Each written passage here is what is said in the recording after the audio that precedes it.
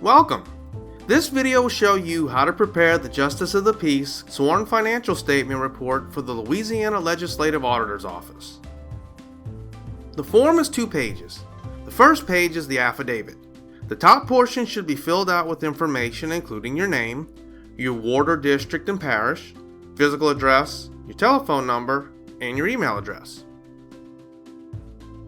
The bottom portion of the form states who you are and that you have presented the financial information as fairly and correctly as possible, as well as that your total receipts did not go over $200,000. Your signature on the affidavit must be witnessed and notarized by a notary public. The second page of the report contains your statements. The directions are given in fairly simple language for each line.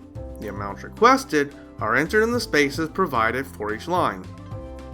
To prepare your report, you should have the following documents on hand: your W-2 form, fees collected as a JP, reporting year conference expenses and reimbursement amounts, and any other JP documents for the year.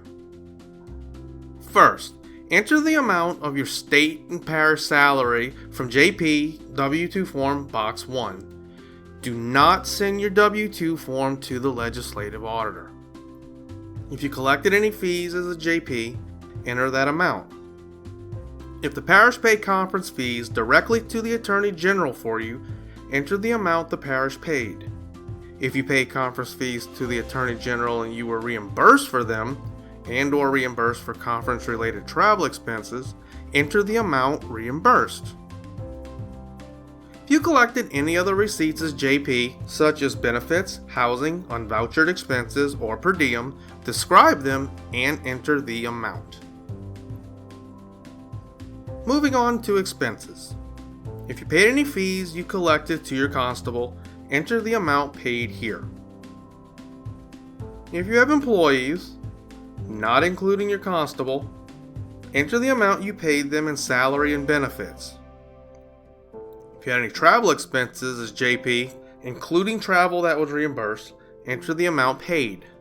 If you had any office expenses, such as rent, utilities, or supplies, etc., be sure to enter that amount paid.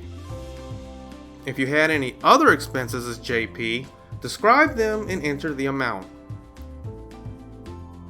If JPs have any cash left over after paying the expenses above, the remaining cash is normally kept by them as his or her salary.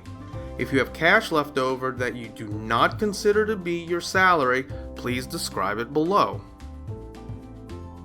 Lastly, JPs normally do not have fixed assets, receivables, debt, or other disclosures associated with their office. If you do have fixed assets, receivables, debt, or other disclosures required by state or federal regulations, please describe them below. And always, if you have any questions, you can always call the Legislative Auditor's Office for more information.